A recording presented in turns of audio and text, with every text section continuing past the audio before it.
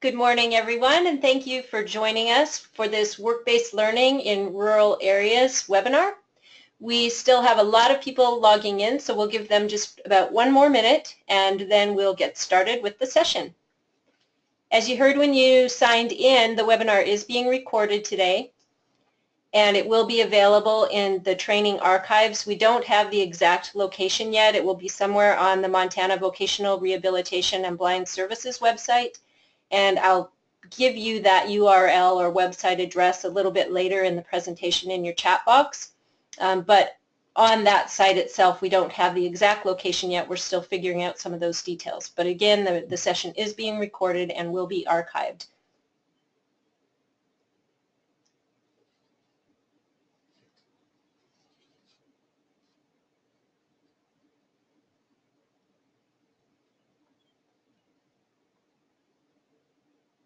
Okay, it looks like we can go ahead and get started. Welcome, everyone. My name is Kim Brown, and I'm with the Montana Pre-Employment Transition Services Technical Assistance Center, also known as the PREETS TAC, and I'll be your moderator for today. Today's webinar is sponsored by the Montana Pre-Employment Transition Services Technical Assistance Center and is funded in whole or in part under a contract with the Montana Department of Public Health and Human Services. The statements shared in today's presentation do not necessarily reflect the opinion of the department. All attendees are currently muted. This helps cut down on background noise so that everyone can hear our presenter. If you do want to ask the presenter a question or make a comment, please type your question or comment into the chat box. And if you don't see the chat box on your screen, look to the upper right-hand area of the screen, and there should be an arrow inside of a little orange box. If you click on that, it will open the dialog or chat box for you, and there's a place where you can enter your questions or comments. Our presenter will try to answer questions as they come in today, but for longer questions or those that require a bit more explanation, we'll put those in what we're calling a parking lot, and there will be question and answer time at 11:30 when those longer questions will be addressed. So if you have things you want to ask, be sure to type those into the chat box. Please note that only you, myself, and the presenter will be able to see what you've typed into the chat box, so I will be reading those out loud, and that will allow our presenter and the other audience members to know what's being asked. For those of you who requested Montana Office of Public Instruction renewal units when you registered, we will email those to you after the webinar, and it can take up to a couple of weeks to get those emailed out. Please note that you do have to have pre-registered and requested the Office of Public Instruction credit in order for those to be sent to you. And unfortunately, at this time, we're unable to issue other kinds of attendance documentation. As I mentioned, today's session is being audio taped for the PREETS Resource Library. The recording and slides for today's webinar will be posted to the Montana Vocational Rehabilitation and Blind Services website, and I will put that website URL into the chat box in just a few minutes. It can take some time for those to get posted, and as I mentioned earlier, we are still figuring out the exact location on the VR website, so it will probably be a week or so before those are up. When you log out of today's session, a survey link will pop up. Please do take the time to answer those survey questions. We only have about 8 questions, I believe, and we do read through all of the responses. We use those to help decide on topics for future webinars and also to improve the presentations that we're offering. So please, again, take time to fill out that quick survey when it pops up.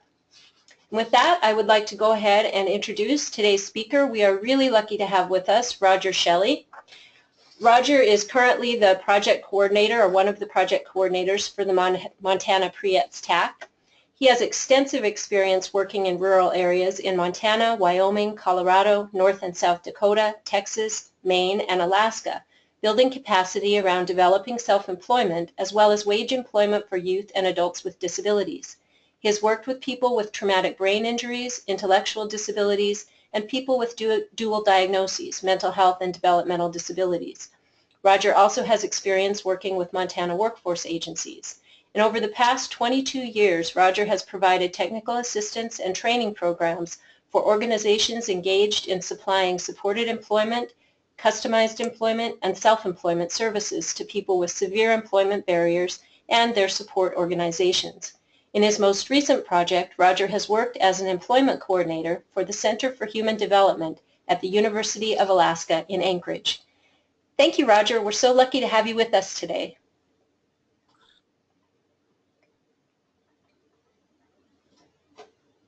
was a little longer than I had planned, but I appreciate it, and I'm really happy to be associated once again with the University of Montana Rural Institute. It's good to be working back in my home state. Go ahead and change the slide, please, Kim. Thank you.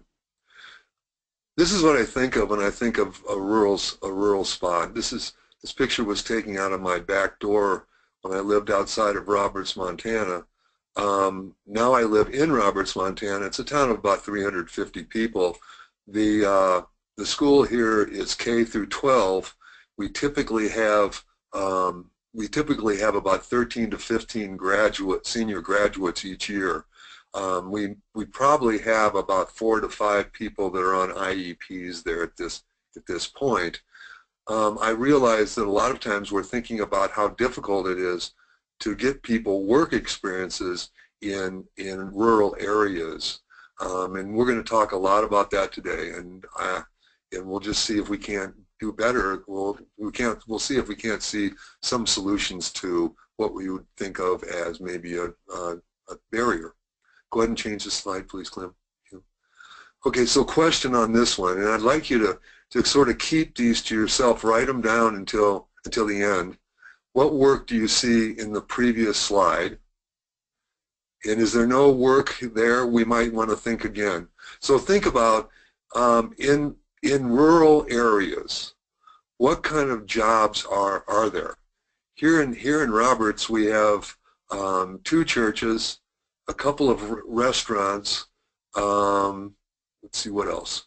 The school itself, of course, a couple of churches, and other people who are working from their homes who might be approached to work with us on doing work-based learning experiences.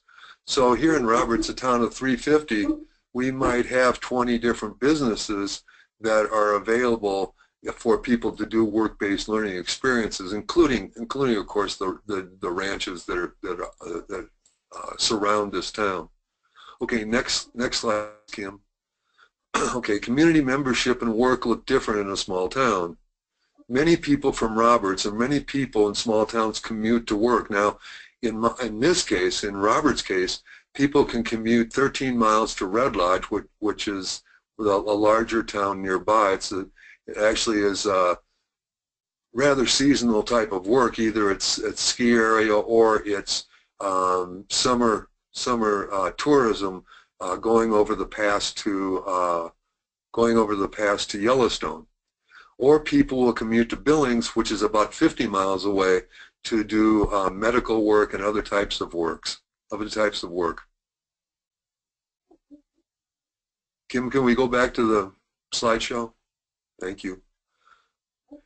Everyone knows everyone else here in town, but I don't think anybody in town any employer in town has ever been asked to do any types of work with the special ed kids here in town.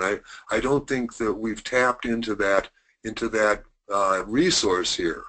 So we might want to take a look at, because there's so much community involvement and so much community pride here, that we might take a look at working with that in order to get people at least trial jobs. All people need to be creative to live in rural areas and earn money. That's pretty well known. And people are self-employed here. It's because we have so many ranchers and so many businesses here, and then the people that are just working for themselves out of their own homes. Okay, go ahead to the next slide, please.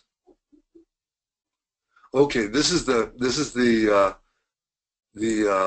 work-based learning definition from the Institute for Community Inclusion. As a supervised program sponsored by an education or training organization that links knowledge gained at the work site with a planned program of study.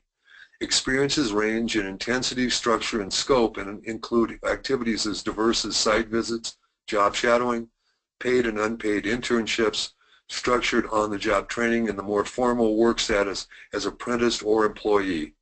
Work-based learning experience have been shown to be one of the strongest predictors of adult employment success. In fact, recently it was found that a person who was employed during their school, person with a disability was employed for money during their school time, was 30% more likely to be employed as an adult as people who didn't get the advantage of being employed. So it's very important to have people that are working in the community, either as a trial work period, as a work-based learning, or as an actual employee during the time that they're attending high school. Next slide, please, Kim. Okay, work-based learning principles. You have to have clear roles and responsibilities for work-site supervisors, mentors, teachers, support personnel, and other partners. So this also includes the student himself. So there's got to be clear roles for people who are going to be supervising the training, who are going to be doing the training, who are establishing the goals for the training, establishing the time period for the training, establishing whether the person is going to be paid for the training, for the work-based learning principle training, and all sorts of other things. But there have to be very clear roles for each person who is involved in this training. Otherwise, it's going to be confusing. The goals are going to be missed. The training isn't going to be done, and it won't work out well for the student. Okay, next, training plans that specify learning goals tailored to the individual youth with specific outcomes connected to their learning. Now, we're going to establish these within the school district, within the school itself, during classroom work, as well as outside of the classroom when we're doing job shadows or when we're doing informational interviewing. So we have to have specific learning goals, or we can't really move the person on into having more skills or more abilities when they go on to the next work experience, or when they go on to a regular job. Next slide, please, Kim. Okay, opportunities for a range of work-based learning experiences, especially those outside traditional youth employing industries such as hospitality and retail.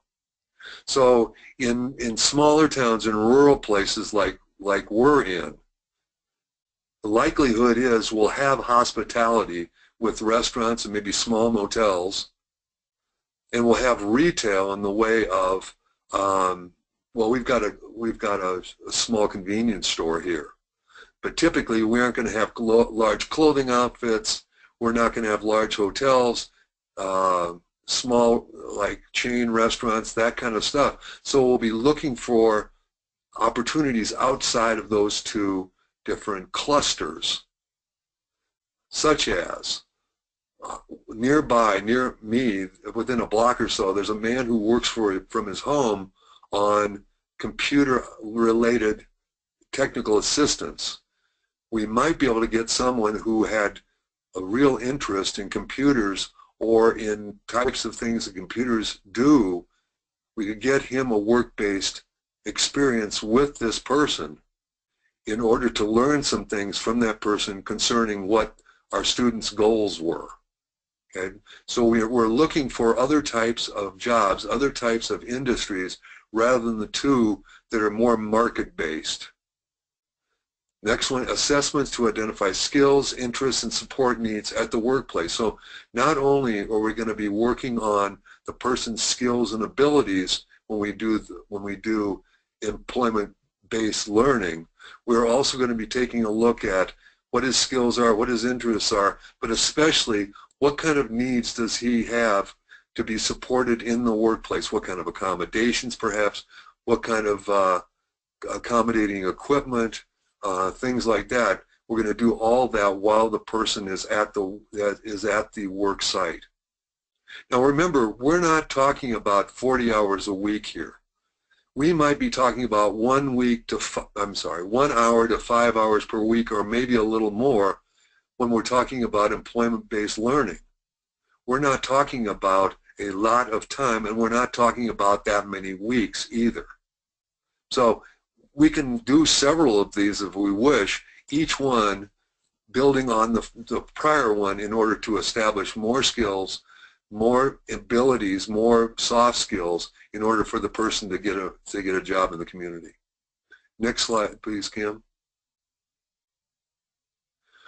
Reinforcement of work-based learning outside of work. So this might be in the classroom. It might be with the parents.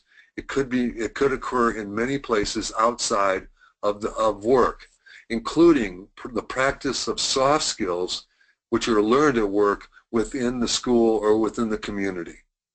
So we want to reinforce the work-based learning outside of work. That is one of the biggest aspects of employment-based learning, is the ability for us to debrief the person, debrief with the employer and the person, and reinforce the work-based learning. The next one is appropriate academic, social, and administrative support for youth, employers, and all involved. So we might talk about during the questions and answers what we mean by that. What's appropriate academic, social, and administrative support? What's it look like, and what do we do in order to further that? Okay, next slide, please, Kim. Okay, when we talk about trial work, or when we talk about employment-based learning, I want to talk about a few things that I really want to see. We're going to tailor the work-based learning to the person. Now, I realize that a lot of the larger cities, and I'm talking about places that are maybe over 100,000 people, like when I'm working in Anchorage, that's 375,000 people, and the school districts actually have programs there where they've contracted with employers to be sites for trial work or work-based learning. Okay. However, for the most part, these sites aren't really tied to the worker's strengths, interests, and abilities. So what I would like to do is do a little discovery so we can uncover some of those things, so we can more likely customize these work trials for the person. I would like to see the training be done by the employer and not really the job coach or resource room teacher. So I really need to have people be trained by the employer even during these trial work periods. The job coach or the resource room teacher is really there to assist in training the employee by the employer and showing the employer what type of learning this person is. Is he a visual learner, an auditory learner, a hands-on learner? But not to really take part and not necessarily be in the employer's place at all times. Take into account the ideal conditions of employment, and that is also discovery. Many people would like to work in a quieter atmosphere than we provide for them, or they would like to work with a lot of people and being part of a team. We have to take into account what the ideal conditions are for that person in order to be successful at that workplace. What I want this to do is to lead to a job in their interest area, and I want it to will result in raised expectations for employment over a lifetime, including in this case the parents. So when we do IEPs and we have an employment as the goal, with any luck with trial work, we can raise the expectation not only of the student himself but also of the parents to look forward to having a person in their family to be employed for a great amount of their lives. Next slide, please, Kim. Okay, trial work allows the person to practice employment-related social skills learned in the classroom. Typically, we're talking about soft skills there.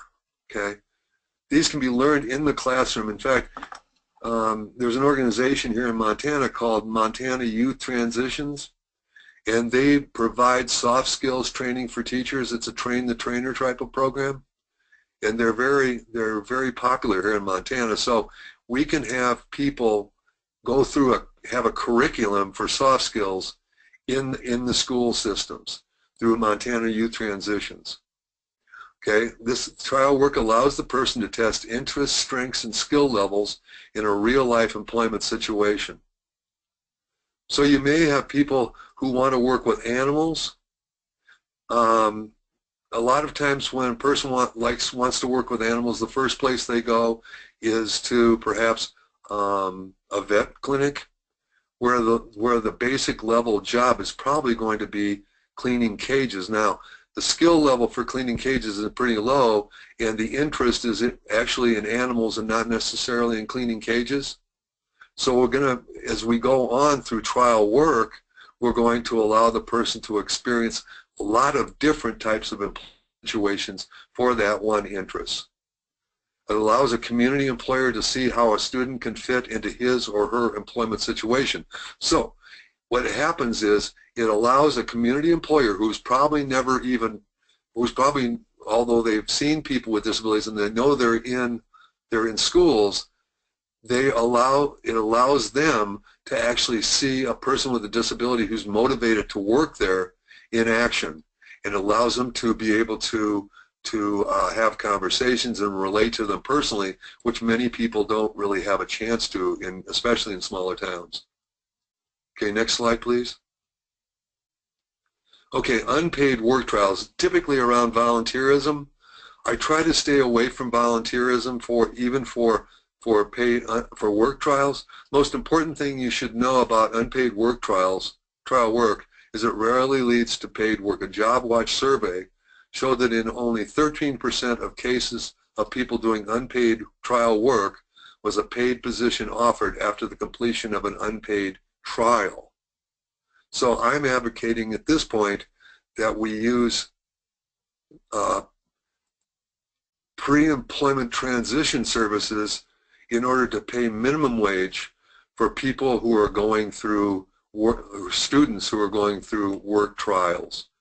And we may have more discussion on that as we go on with the presentation. Go ahead and the next slide, please, Kim. Okay, a paid work trial. Be compensated at least minimum wage. Be a benefit to the employer. Have a plan, curriculum, and milestones for specific employment outcomes, and may have the outcome of a job offer. When you're taking a look at unpaid work trials, you have to be very careful about the Department of Labor rules for for-profit businesses. It's just easier to pay the person to work for the employer and have the employer pay for them, or I'm sorry, have the employer train the person themselves, because they're getting worth out of the employee being there. So we can always pay people during trial work. And when I was doing this in Sheridan, Wyoming, we were paying for all sorts of trial work there, job trials. We had 2 out of the 3 job trials. The person was offered a paying job within that employer's business. So there are a couple of outcomes on paid work trials that are good and probably are better than the unpaid work trial that only yields a 13% worker rate. Okay, next please. Okay, customized employment is currently, I'm training 14 teachers in Alaska to do customized employment with their students. All 14 of them have graduated and turned in their schoolwork, and now we're going to be certified to work with the Division of Vocational Rehabilitation up there in order to supply customized employment services or discovery services for their students. Okay, according to the U.S. Department of Labor, customized employment means individualizing the employment relationship between employees and employers in ways that meet the needs of both. In other words, not only are we talking about it is based on an individualized determination of the strengths, needs, and interests of the person with a disability, but it's also designed to meet the specific needs of the employer. So we're looking at discerning what strengths the employee or the student has and how they apply to specific employers within the community. Next slide. Okay, before we go to the next slide, I want to have both of the first 2 polls put on the screen, and I would like you all to vote on these polls. The first one talks about the population of the town you're living in. So how many people are in the community where you teach or work? Pick the closest number.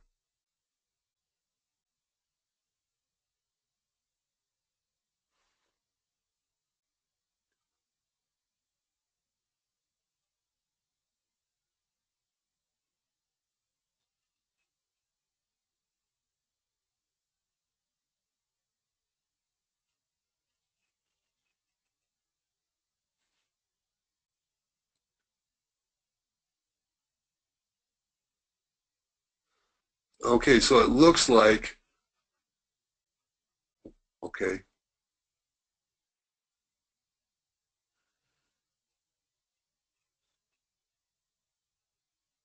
okay, with 90% voting, it looks like 60% of you are in towns 8,000 people or more. Thank you. Now, Kim, could we have the second poll, please?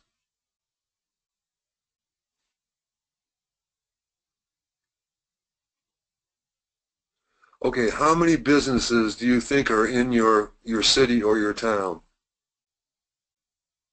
Select one of the following: 5, 20, 30, 50, or more than 50.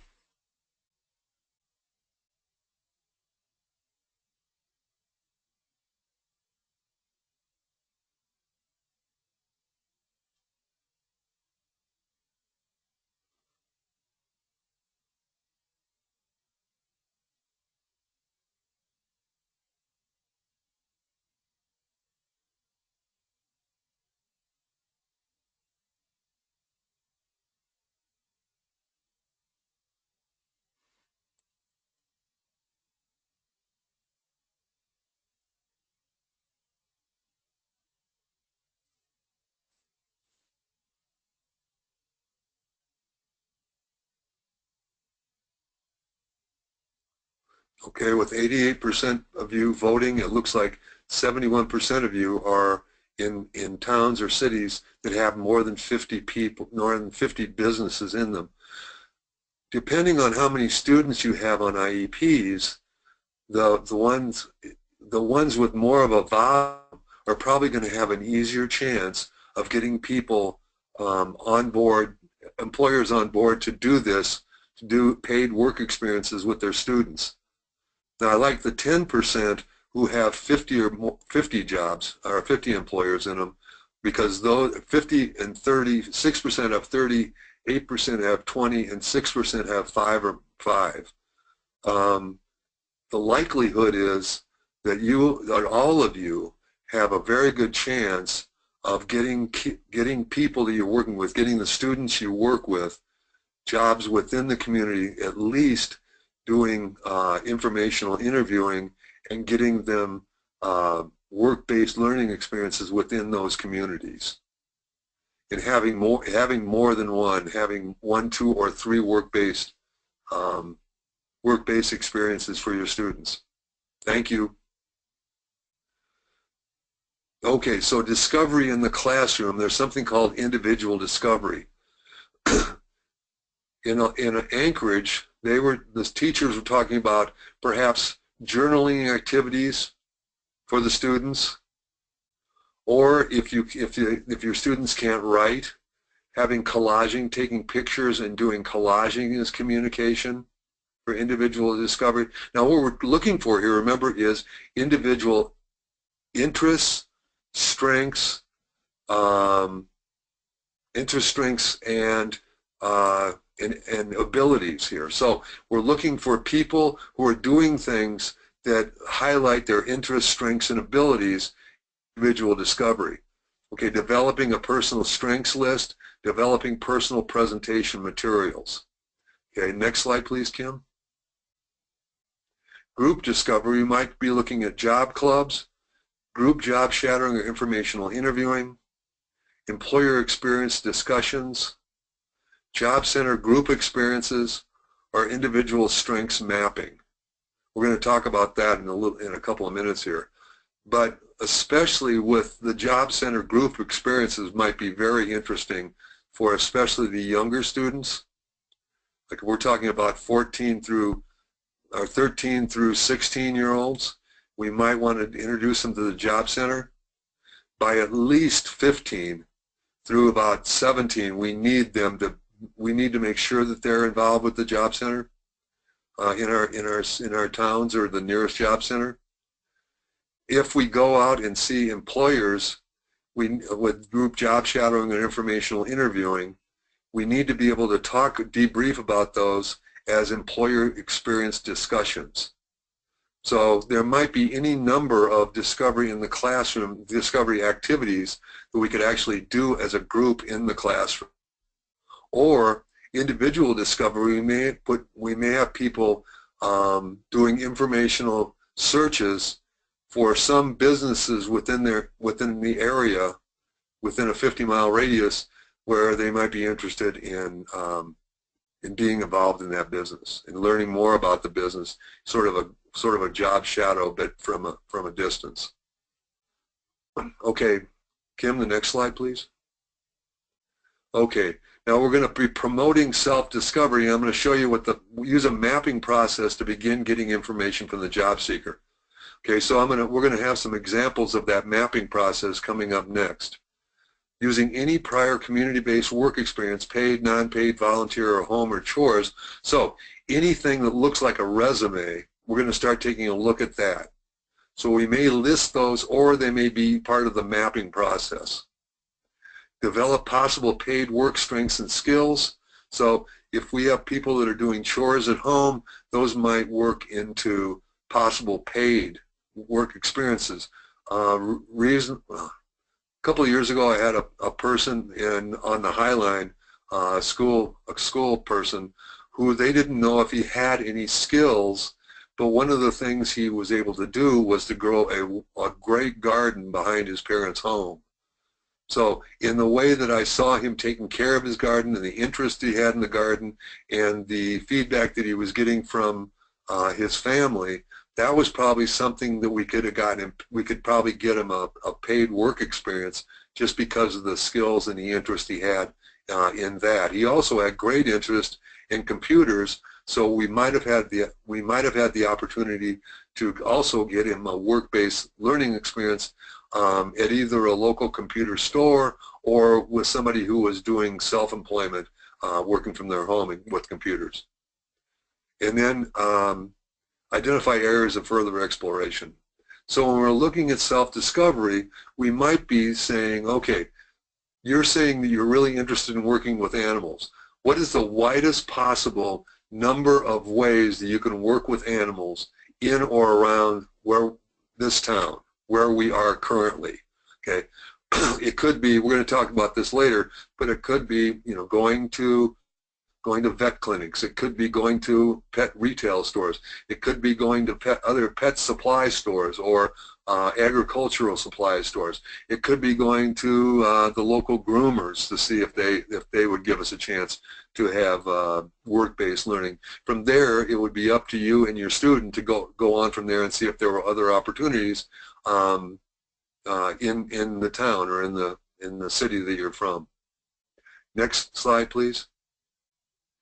Okay, these are, although they're going to be a little bit blurry on your screen, these are some examples of student maps from the Anchorage Special Education System. This first one was a person who was very interested in mathematics. So you kind of see the way, if you look at it, it looks a little like an XY axis. What I'm asking the student to do here is draw, because it's not going to be a linear exercise.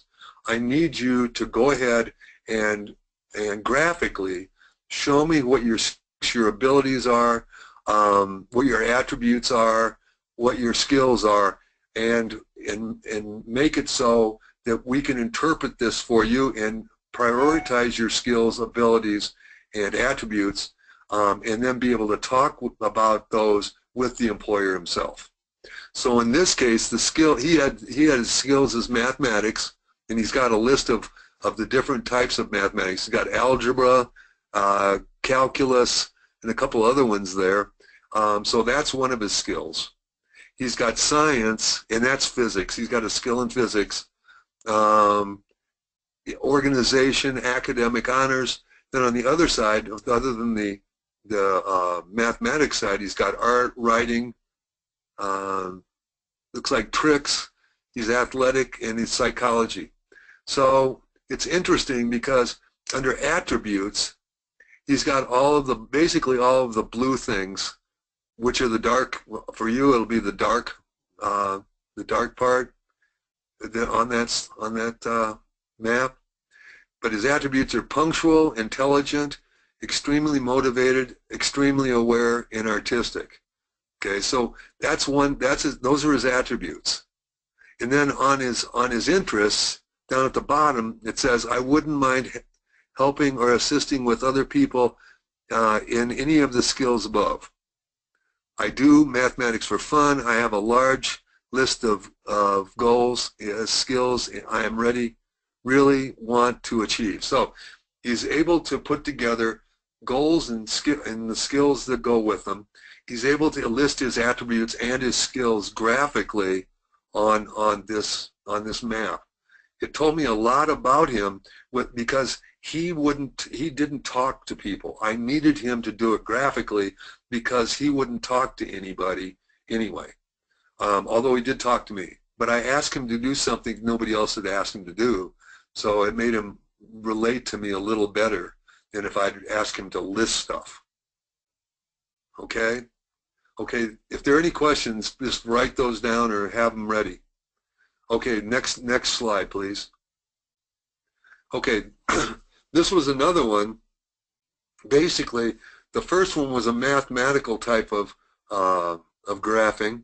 This one is more the Venn diagram type, where he's gone all the darker things, organizing different nails, cleaning the place thoroughly. He'd just done a work experience at a local hardware store. And then underneath there is challenge, follow my protocol, reshelving books, stuff like that. So he'd done a library one. The one says the power of balance, and then one says under attributes, disciplined, ambitious, and he has some knowledge in doing some stuff. So the blue is that. The brown is, I can't read it. Repetitive tasks, dealing with customers, crowded and limited can work in crowded and limited space with coworkers.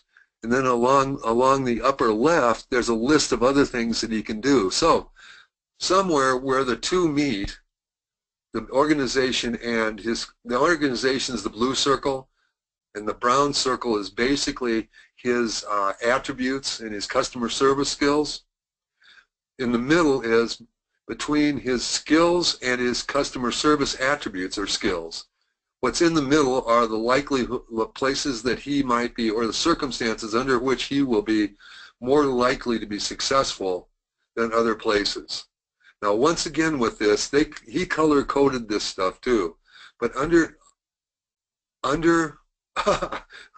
I started doing this with people, I didn't want a list. I just wanted them to be able to graphically expose me to what they thought their strengths were, their goals were, as well as the skill levels they showed. So when we're looking at work-based learning, those are exactly the types of things that we want to be able to test, especially the strengths and the skills and the positive attributes.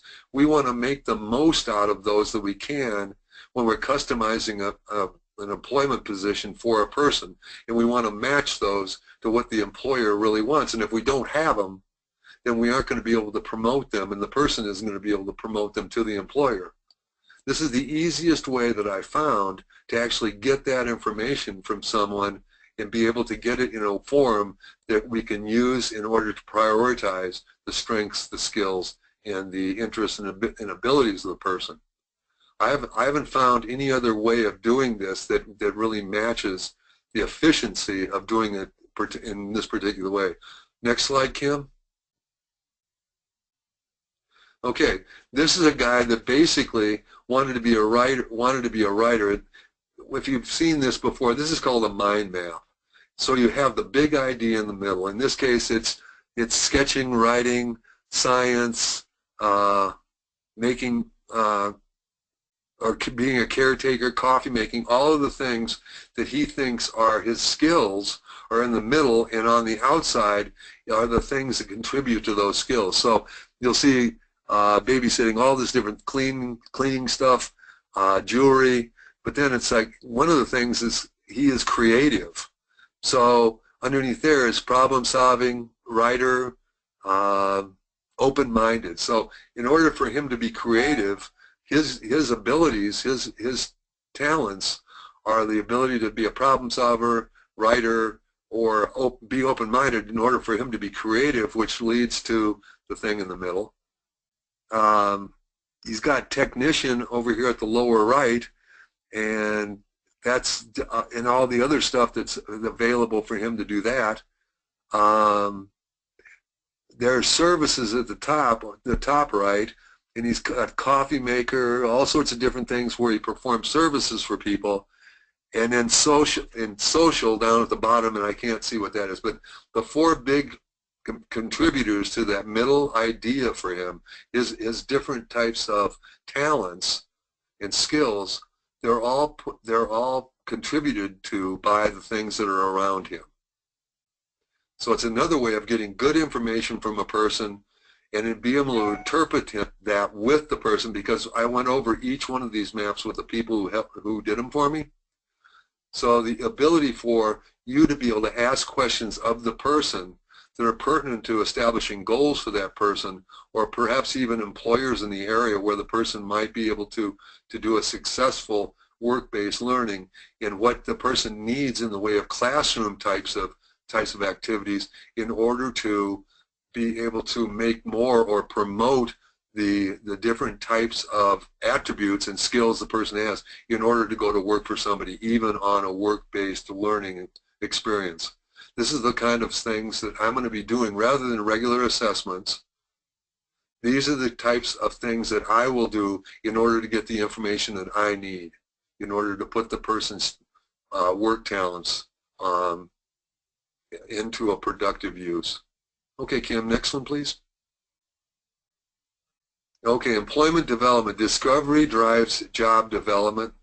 You want to look for small businesses in your town. Even if you have big box stores, the likelihood is you're not going to be able to tailor that work experience or that work-based learning experience for the person and for the types of activities you're going to be doing in the classroom. So that's one of the advantages that we have in small towns, is that we can, most businesses that we have in small towns are going to fall under the artisan business type of definition. So the likelihood is it's going to be easier for us in most cases in order to be able to tailor the person to the type of businesses that we want him to get into, and to be able to show that he would be productive in those businesses and be able to customize the job itself. Okay, so look for neighborhood businesses. I don't know if you guys have problems with transportation.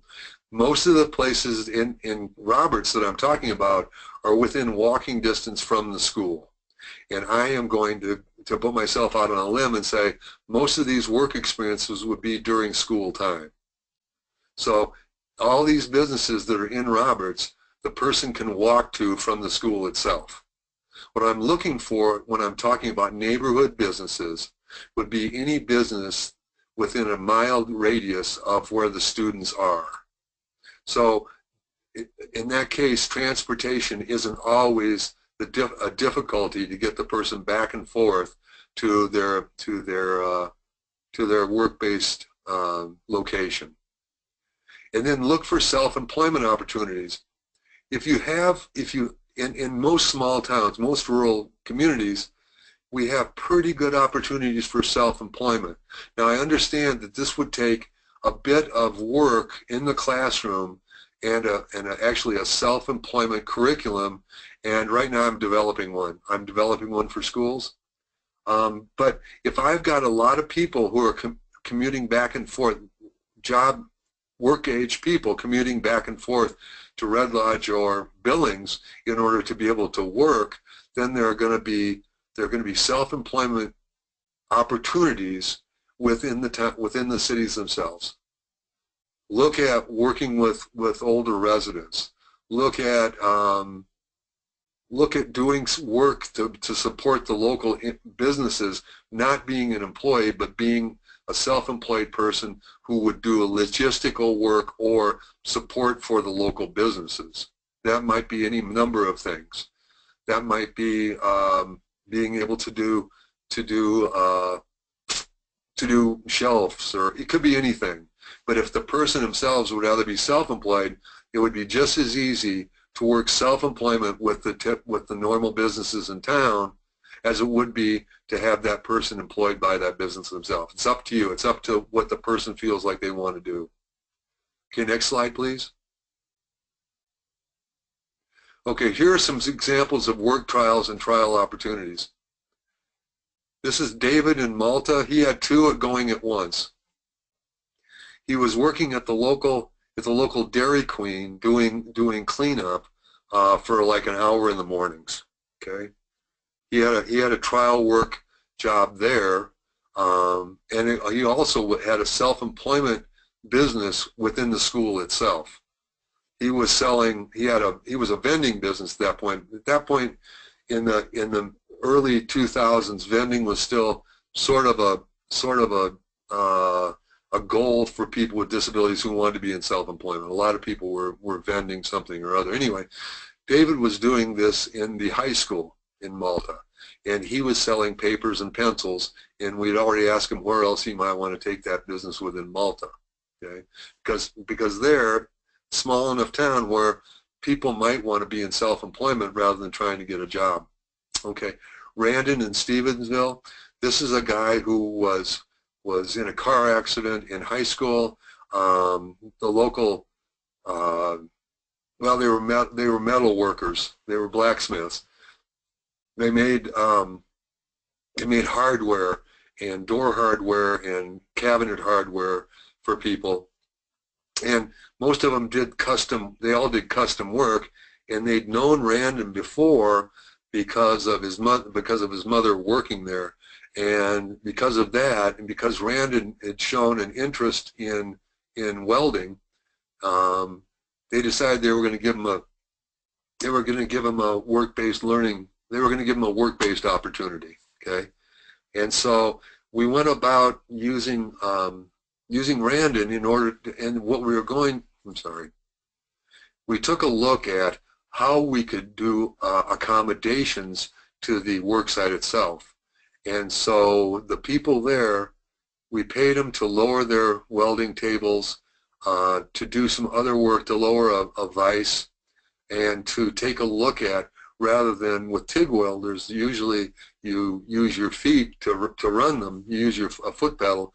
In this case, Randon couldn't do this, so they used a hand device for Randon.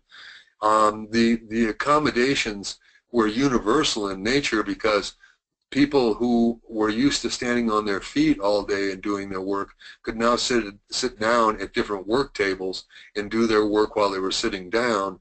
And if they didn't, now they were using handheld devices, they could actually use those in order to do that work rather than their feet. So it was interesting for not only Randon, who got the job there and was a really well thought of worker, but also for the other blacksmiths there, who now were able to have modifications to their workplace, which according to the foreman at that shop, helped make them more productive.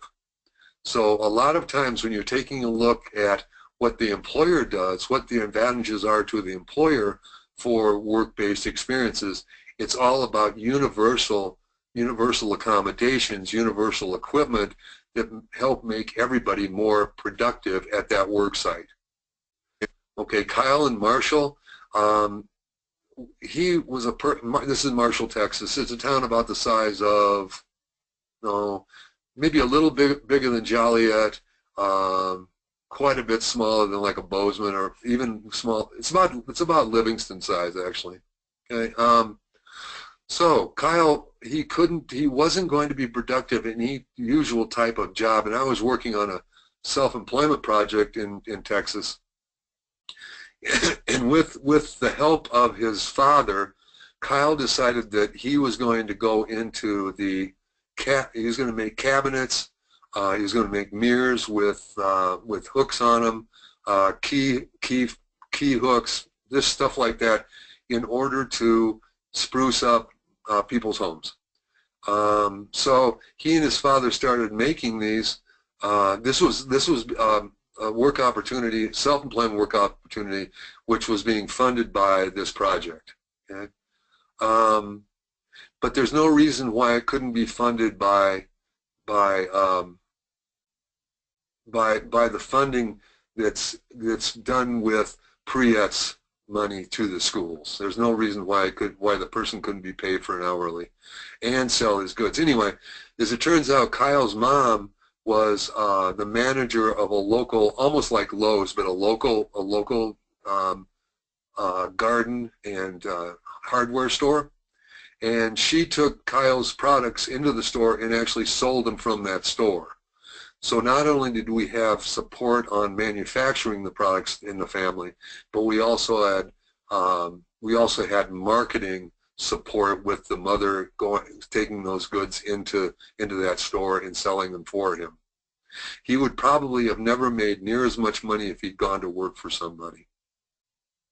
Okay, Mary and Sheridan is a story about a woman in high school in Sheridan, Wyoming, and she had an interest in working with animals.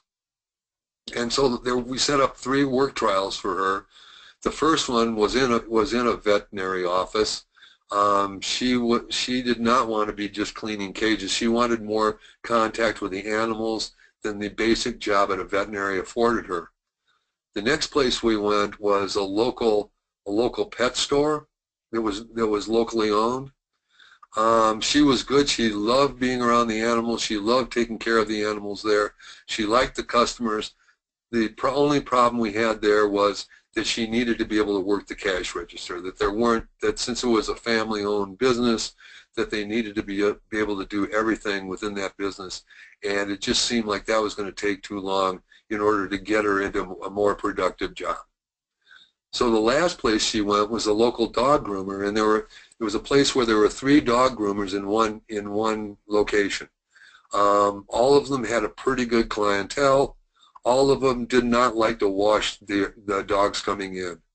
It was perfect for Mary because she got the contact with the animals that she really wanted, and the groomers got the person that they needed in order to get the pets clean and to get them dry before they went ahead and groomed them. So it worked both ways. This was a great illustration of customized employment because it worked both ways. It gave Mary exactly what she wanted in the way of a job. It gave the groomers exactly what they wanted in the way of services pre-grooming.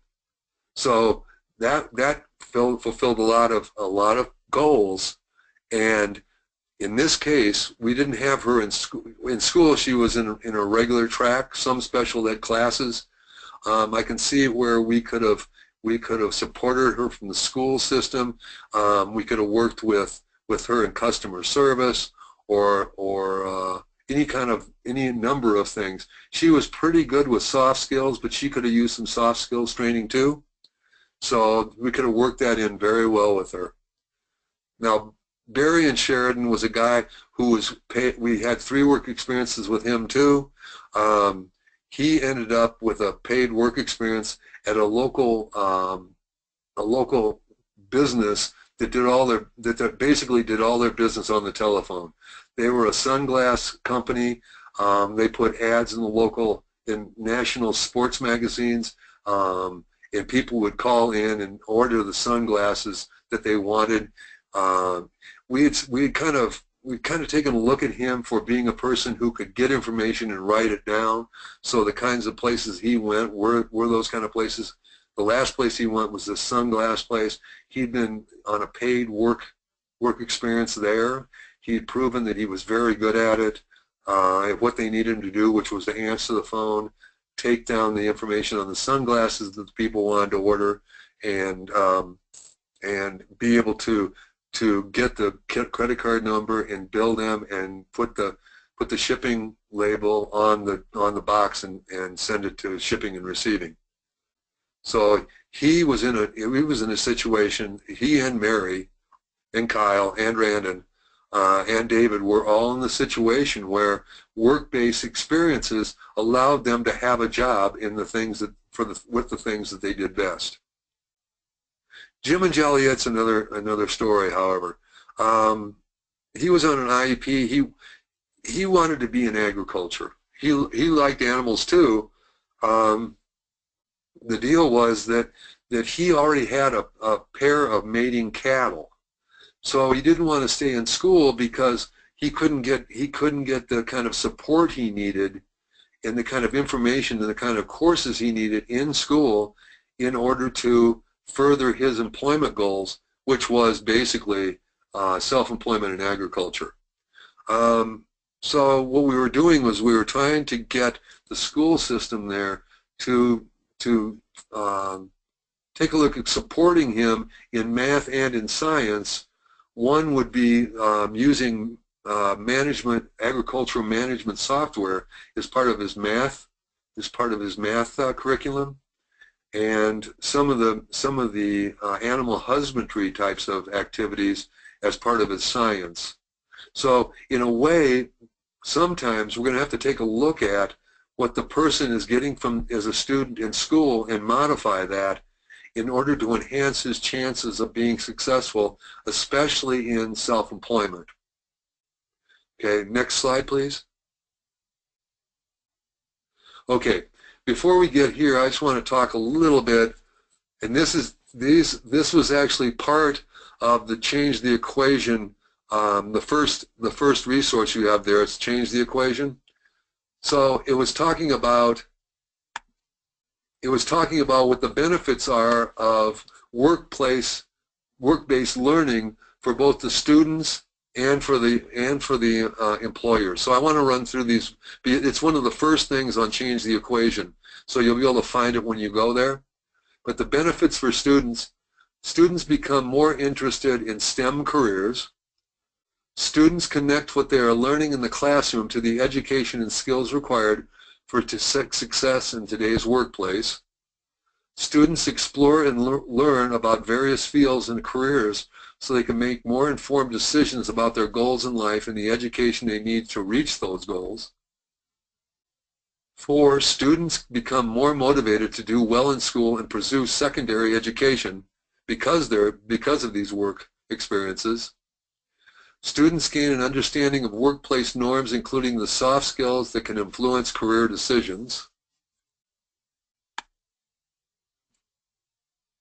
Students in career preparation programs, such as internships, gain valuable work experience that can launch their careers, and students have opportunities to interact with and learn from an expanded circle of adults and potential mentors.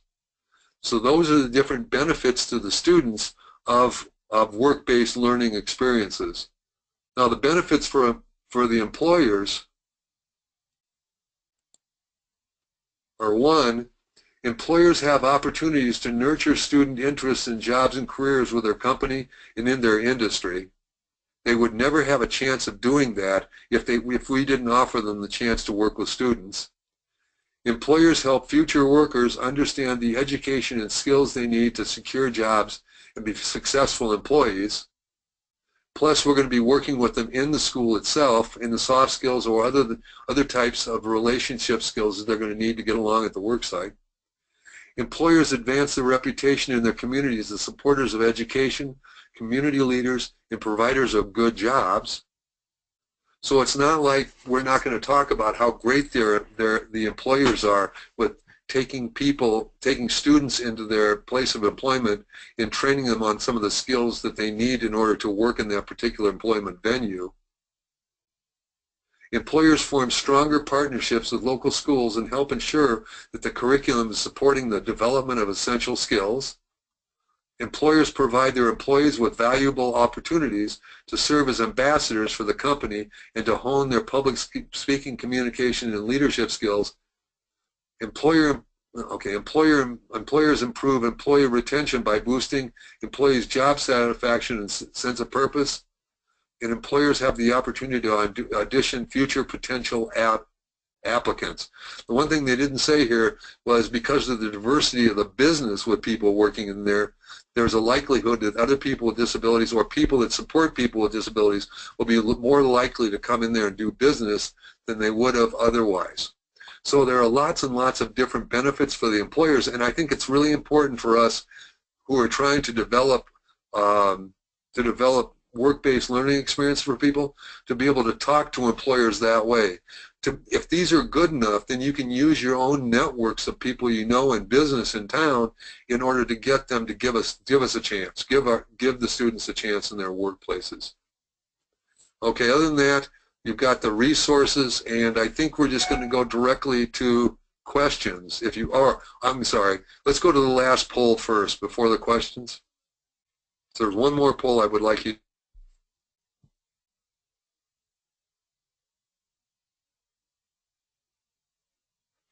How many of the students in your local school are currently doing work-based employment experiences in the community? Select one of the following. So 0, 1 to 3, 4 to 10, 11 or more.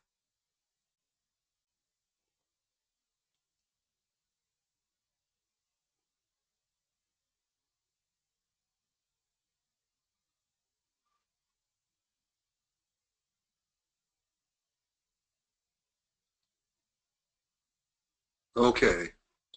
We've only got 52% or 56% so far, so I'm going to let you have a little more time, please.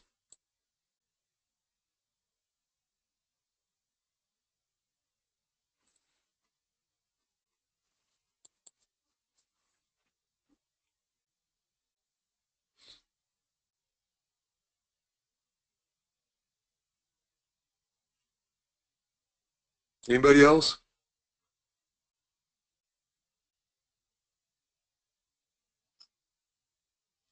Okay, so what I've got here with 64% of you have voted is 23% of you have no one, none of your students are doing any local employment experiences.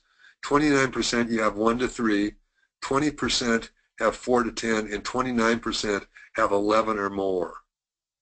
So I'd like to ask one more question, and we'll use the same numbers. Of those people, how many of them are doing singular work experiences which were put together just for them?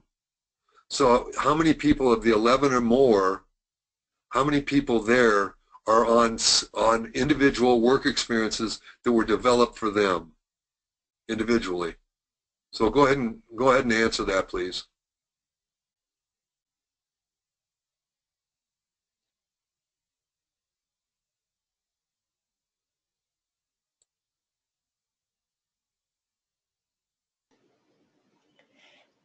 I don't think it will let them answer on the poll on the screen, Raj, because it's already been answered. Sorry. So.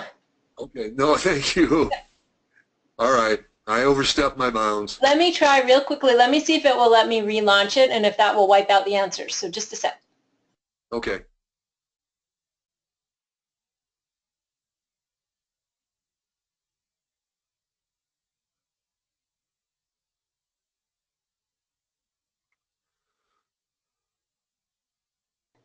No go. Sorry.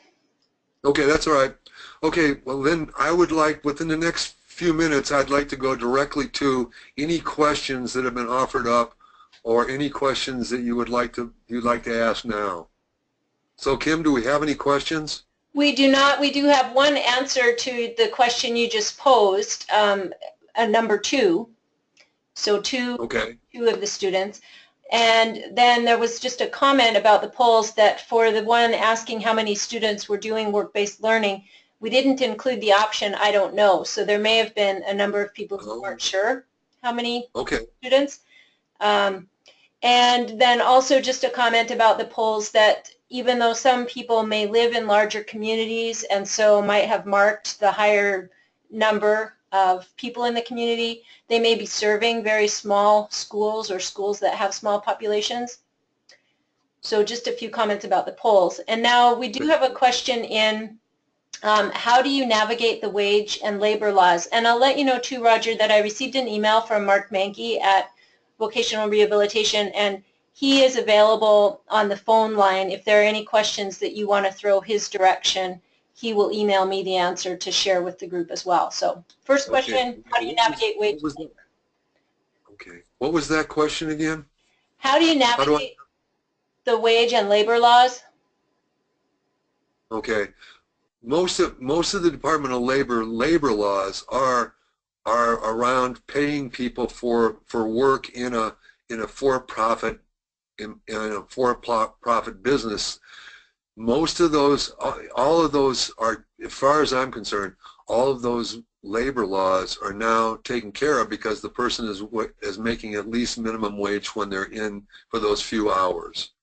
If you're looking at non-paid work experiences, the easiest way to do that is to go to to have the person be in a non-profit. But that's more. But you're talking about volunteering. One of the things about being employed, one of the things that is the defining factor of being employed is the ability to earn money while being employed. So that is a very large component of a job or even a work-based learning experience, is the ability to have money to be paid at minimum wage or above. That is one of the biggest motivating factors, both for the employee, both for the student, and from the employer himself. But if you want to volunteer somebody, that would be a non-paid position. The easiest way to do that is to go to nonprofits, churches, different civic organizations that are nonprofits that do services for the community. Does that answer your question? We'll see if they respond back. And while we're waiting to hear on that one, a second question came in, and I'll see if I can find Mark and try and unmute him as well in case you want any of his input on this. How would you use, or how would we use, the PREETS funds to pay a student through the school or business?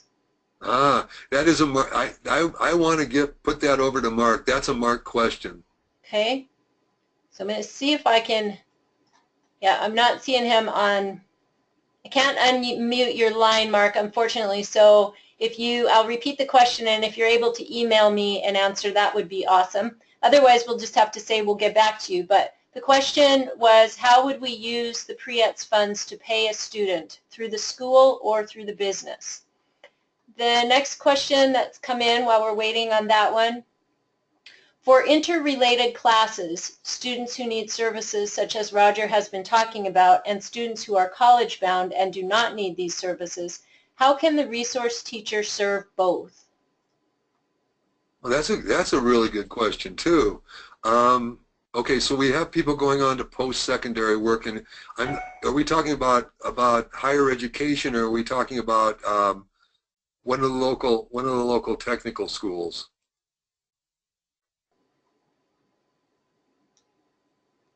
One thing for sure, one thing that's very apparent is you can serve both with the soft skills training.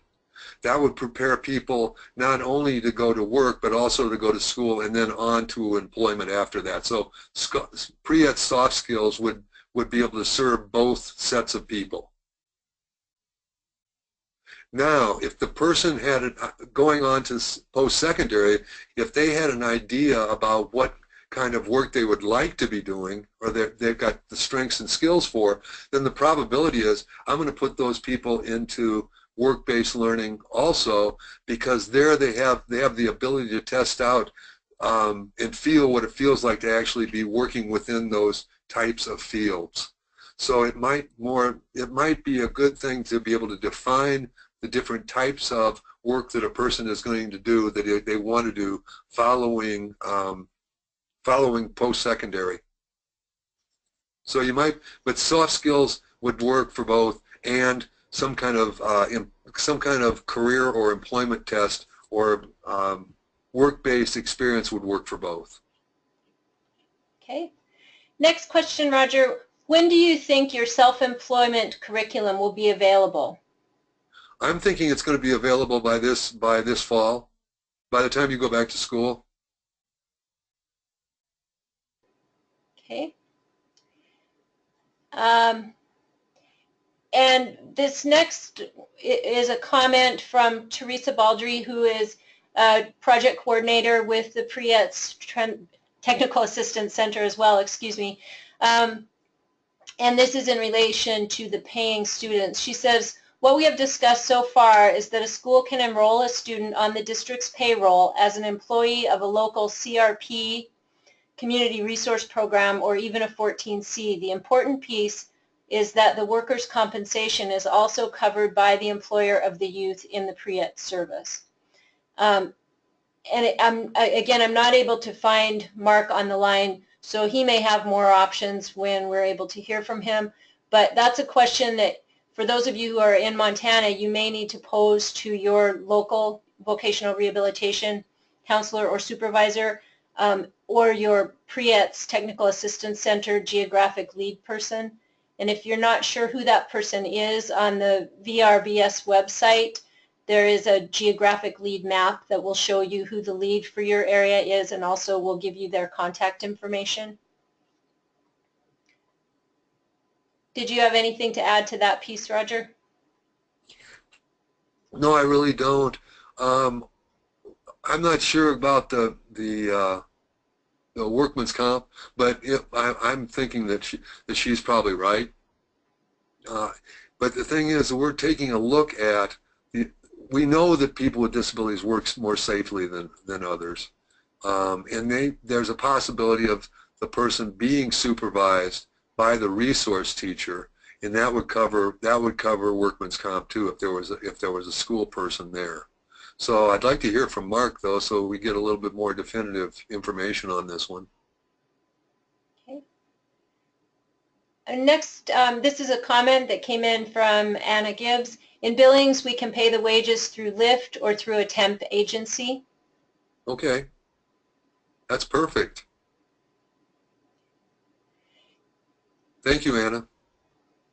And Roger, while we're waiting, I'm going to run and check email again real quickly and see if Mark has chimed in, but do you want to mention the resource in the handouts that you had sent me for today's webinar, which we do have posted, and you all should be able to see those on the dashboard on the right-hand side of your screen. We have the PowerPoint for today, and we also have the PowerPoint as a PDF document, but we also have a fact sheet that you had asked to be included. Is there anything you wanted to say about that fact sheet, Roger? No, well, the fact sheet, basically, that gives you the nuts and bolts of what the national policy is for this PREETS. Take a good look at it. There might be other things that are going to be offered with PREETS. The nice thing about what Montana is doing as opposed to other places is the money is going, that the school districts are actually contracting for the money with VRBS, okay?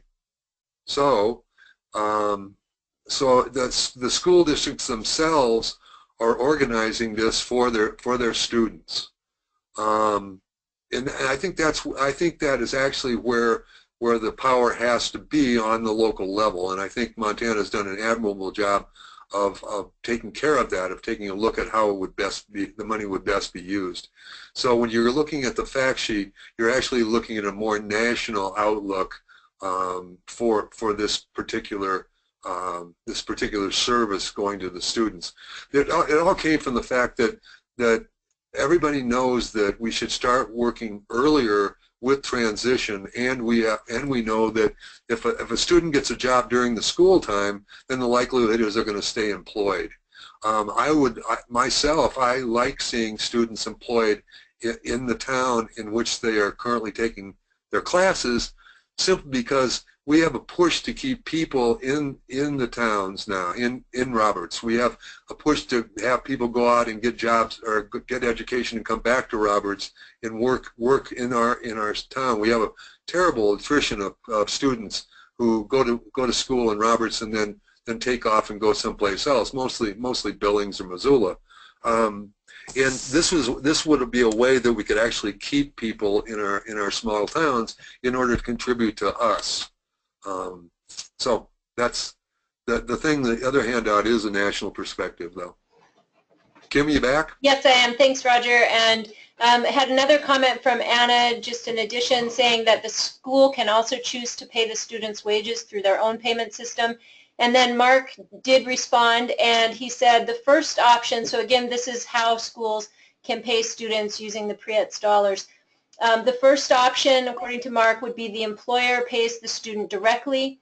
If the school uses PREETS funds, the student could be paid via the school as a temporary employee. The school can also use a third party, such as an employment staffing service or a community rehabilitation program or independent living center. Thank you, Mark and Anna. Are there any other questions before we close? Nothing so far, but maybe folks will have something in just a sec. And then, Roger, I just have about 2 minutes of closing remarks once you've closed. So. Okay. I just want to. I noticed that the majority of you are still online, and I really appreciate that. I hope you learned something here on today's program. I hope you will go ahead and put students into work situations and see that are tailored for them, and also have them paid for it, because the likelihood is at that point, not doing volunteer work and being paid for their work experiences will allow them to feel more confident, and the employer and the community to feel more confident with them too. So you'll be really emphasizing how important it is for all people to be paid for their work. Thank you. I appreciate everybody coming today. Great. And so just a couple of short things before everybody signs off. We do have a short survey that will pop up as you leave the webinar. Please take the time to answer those questions. We really appreciate your feedback. Our next PREETS webinar will be Group Discovery as a classroom-based tool, and that will be held on May 12th from 10:30 until 12 o'clock Mountain Time. The flyer for that webinar is just about finished, and so should go out to the online mailing list members in the next couple of days. So do be watching for that if you're interested in registering for Group Discovery as a classroom-based tool. A reminder that the recording for today's session will be posted to the Vocational Rehabilitation and Blind Services website. It may take a week or two for that to get up on the website, and we will notify the online list members when the archives are available. So if you are already part of the PREETS online mailing list, you'll receive notification when the archives are up. If you're not part of the mailing list, be sure and sign up, and you can do that on the VRBS website. Again, the website URL or address is in your chat window. And I'd really like to thank Roger for all of the great information that he shared today. Thank you, Roger, and thanks to all of you who spent time out of your day to join us and learn about work-based learning. Have a great afternoon.